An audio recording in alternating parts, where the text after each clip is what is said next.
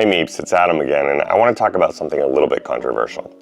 Now, when people are looking for a family-friendly, fun, like really well done game that is also beautiful, it like creates this tapestry that is artwork. Well, I mean, I guess you could go to a lot of places with that, but when you're looking for something that is just like beautiful, like glassy, a lot of times people will go to something that I could, I guess, go to, but they're basically like, hey guys, let's Azul, Azul, Azul. And then, if that wasn't enough, they'd also probably be like, Azul and Azul. Okay. Now, that's really fun, but the reality is, I personally would rather go somewhere else. And that's why this is a little bit controversial.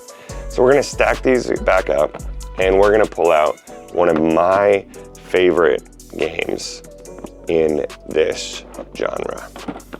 And that would be a dice game. And I think this is amazing. No, it's not Dice Throne. Dice Throne is amazing, but it's not, I would say, the most beautiful and like basically what I was describing earlier. It would actually be a game called Sagrada. And Sagrada, I think, is an amazing game that everyone should have in their library. Now, this is a game that my wife and I play all the time when we're looking to settle in for the night after the kids are in bed and we want to do something that's fun, challenging, but beautiful at the same time. We pull out Sagrada. And Sagrada, if you don't know it, it's just this amazing stained glass game where you get yourself a little cathedral, okay? These cathedrals are pretty cool. They're each a different color.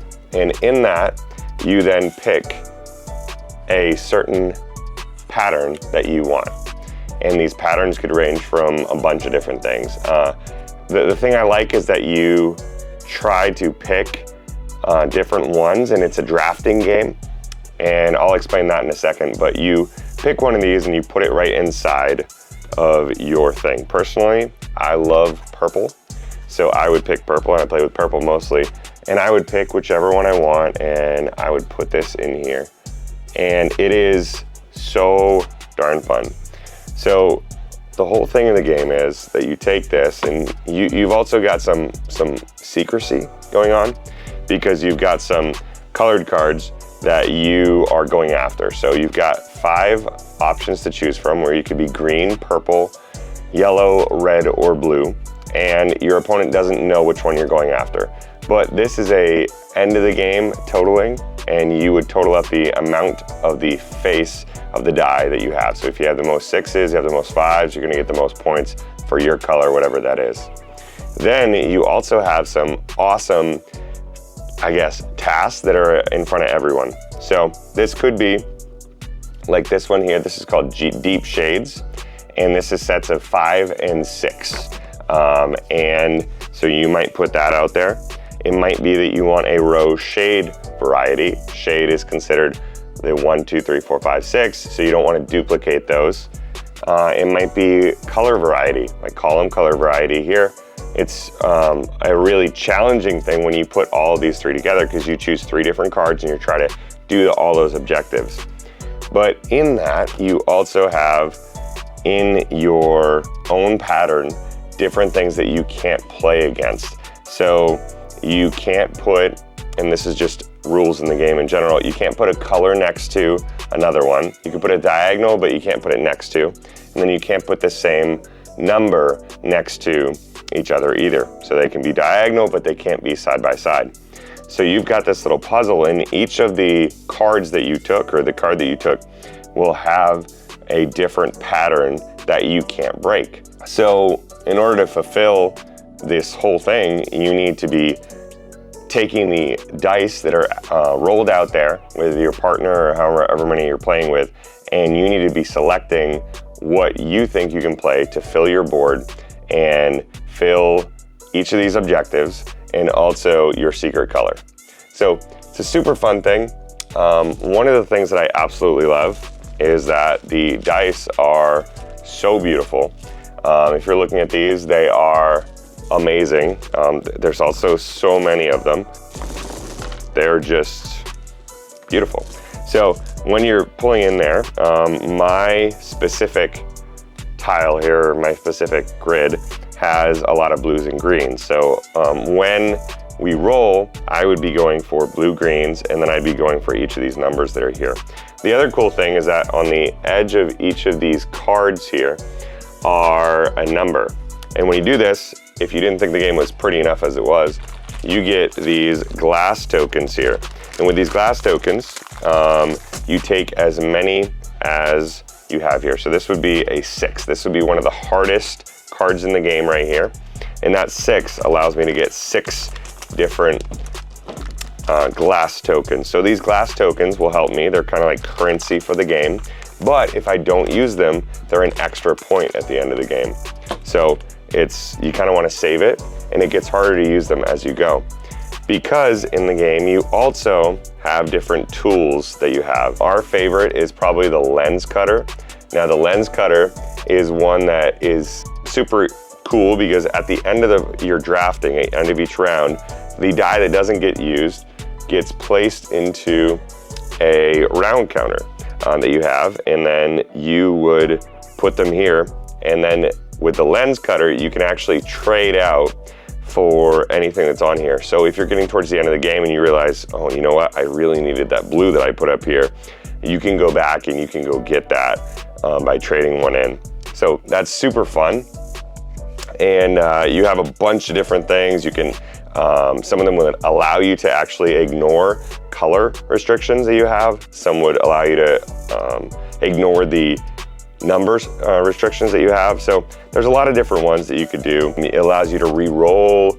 There's a bunch of different things. So you pick 3 of them and then you just go to town. So you're facing off against your opponent, which would be, in my case, my wife every single time.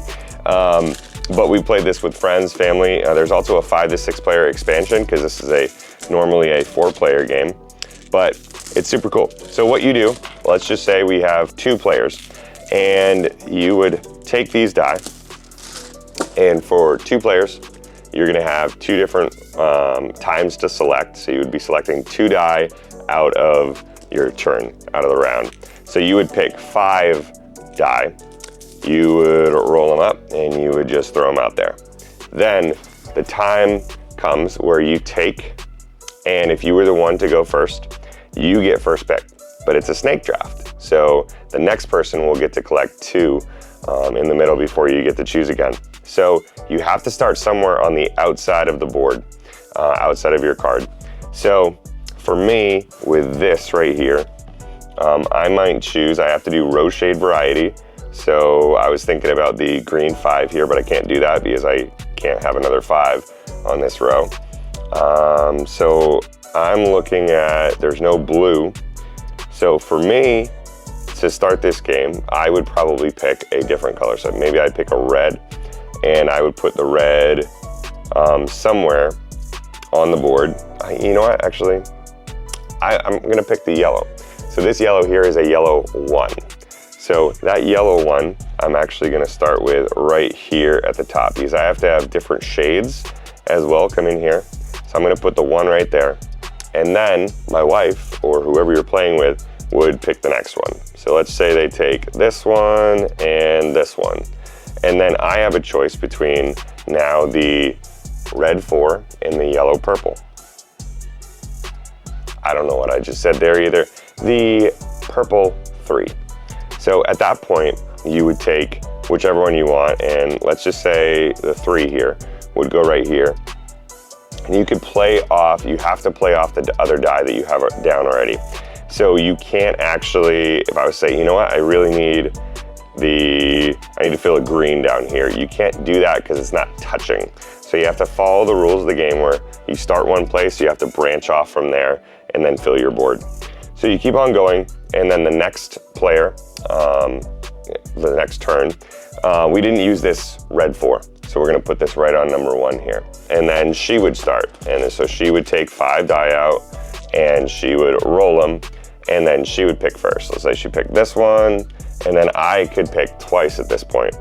And so maybe I'll choose a yellow 5 here, and then I might go for a yellow 1 over here.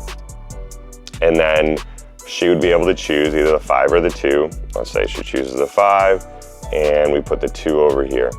So remember, with that lens cutter at the end of the game, if I'm like, you know what, I didn't use red and I need to keep my column colors in order, let's do that. So I could choose to pay 1 token, 1 piece of glass to do lens cutter. So instead of taking, let's say I have 5 out, and I'm like, oh, I'm at the end of the game, I need something else. I need a 4, I need a red 4.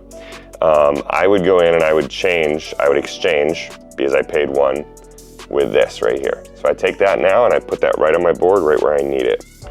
So at this point, I'm keeping my color variety, I'm keeping my shade variety, and this is pretty much it. And we keep going and going and going.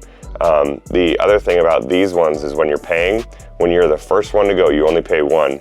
But if you're the second person to use it, so let's say my wife had to, or wanted to use it as well, she would have to put 2 down to play now. So now she can exchange 1 for another one that's out there.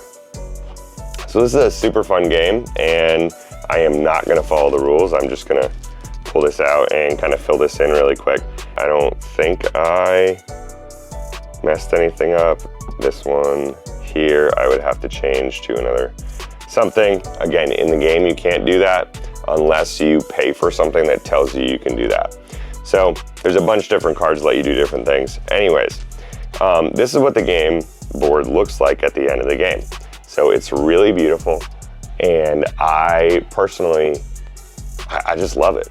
And how you would score at the end of the game is you would first look at whatever you wanted to look at. So let's say that my special card was green. So I was trying to get as many greens as I could, get the highest point total. So I would quickly count that up. I'd go 5, 7, 11, 13. So I would then move, I would actually flip this over and use my tokens and go to 13 up here. So that would be my first, and the number token, or the color tokens are over there. Let's just do that. Then I would look at, okay, how many deep shades do I have? So I have to have 5s and 6s for this specific one. So I have 2 6s and multiple 5s. So I would get 2 of that. So 2 times 2 is 4. So I would be at 17. Then I would look at column color variety. So I have all variety there. Oh, no, I got 2 blues here. I got 2 purples here. I have another column color variety and column color variety. So I got 3. So 3 times 5 is 15. So that would be 32. Then my row shade variety, so I can't have any numbers that double up. This one here now, I don't have any, no, I still do. Wow, I'm really good at this game. Anyways, if I didn't have any that were doubling, I would get 5 points for those as well. So I'd get to continue that.